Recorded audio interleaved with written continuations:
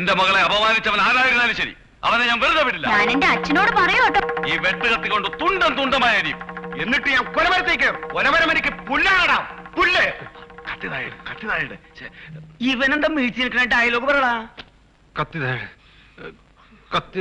നശിപ്പിച്ചു ആ ഡയലോഗിന് ആത്മാവ് പോയില്ലേ. കത്തിയും കൊണ്ട് രണ്ടും കൽപ്പിച്ചേക്കണ ഒരാള് പറയുന്ന ഡയലോഗാണിത്.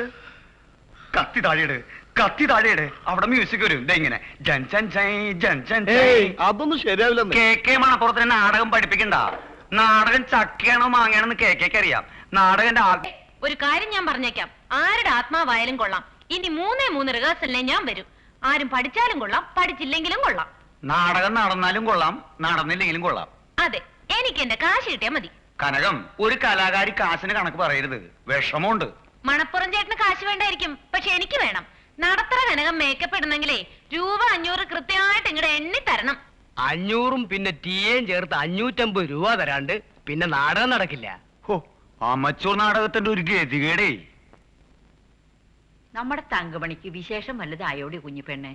സമ്പ്രദായം കണ്ട എന്റെ കണക്കുകൂട്ടലില് അരവയറ് കാണാൻ സമയായി. ലക്ഷണം ഒന്നോട്ട് കാണുന്നില്ല, എന്നോടൊന്നും പറഞ്ഞിട്ടുമില്ല. കല്യാണം കഴിഞ്ഞിട്ട് മാസം 3-4 ആയില്ലേ? ഇനി അവള് വല്ല മച്ചയോ മോരടോ മറ്റാണോ കുഞ്ഞിപ്പെണ്ണെ? ആർക്കറിയാ എന്റെ അമ്മേ. ഇപ്പോഴത്തെ കാലത്ത് കല്യാണം കഴിഞ്ഞ ഉടനെ വയറ്റിലുണ്ടാവണത് കുറച്ചിലല്ലേ. ഞാൻ ചോദിക്കാൻ മറന്നു, അമ്മ ചോറുണ്ടോ? ഞാൻ വരണ വഴിക്ക് ഹോട്ടലിൽ ഒരു ചോറ് കൊണ്ടു. ഹോട്ടലുകാരെ ചോറ് എനിക്ക് സുഖായില്ല. ഇവിടെ ചോറ് ഇരിപ്പുണ്ടെങ്കിലേ ഒരു 5-6 ഉരുള തിന്ന.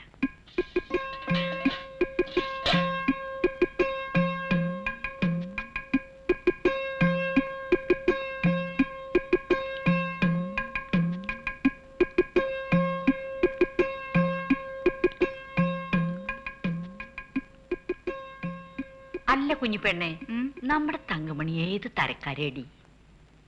നല്ലോളാ. എന്തേ? അല്ല, ചങ്കരംകുളത്ത് പെണ്ണ് കാണാൻ പോയെന്ന് പറഞ്ഞല്ലോ. ഒരു പെണ്ണിനെയും കൂടി കുടുംബത്ത് കൊണ്ടുവന്നാല് പോരും കുശുമ്പും തമ്മിത്തല്ലാവോ? എന്തായാലും ഉണ്ണിക്കൊരു പെണ്ണ് വേണമല്ലോ. വേണം. അതിന് നമ്മുടെ തങ്കമണി തന്നെ പോരേടി.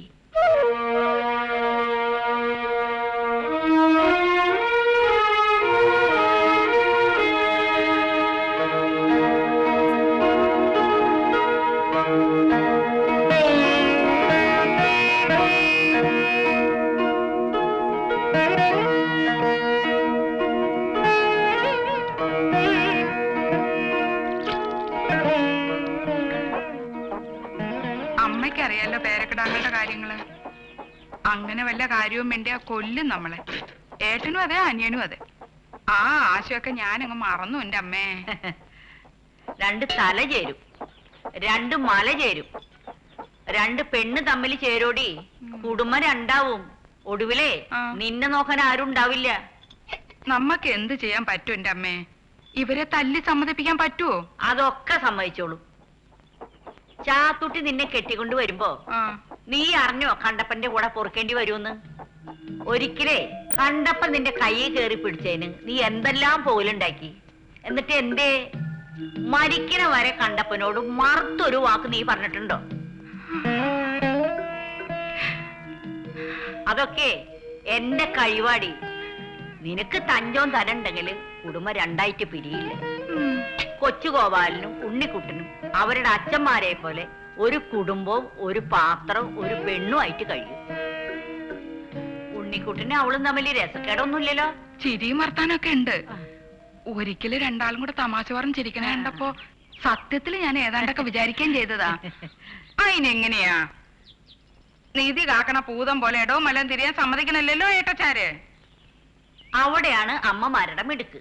അർജുനൻ പാഞ്ചാലിനെ സ്വയംവര കല്യാണം കഴിച്ച് വീട്ടിൽ കൊണ്ടുവന്നപ്പോ അമ്മയോട് വിളിച്ചു പറഞ്ഞു, അമ്മേ എനിക്കൊരു സമ്മാനം കിട്ടിയിട്ടുണ്ടെന്ന്.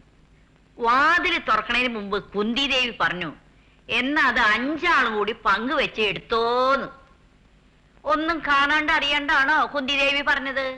അല്ല, അവിടെയാണ് അമ്മമാരുടെ വൈഭവം.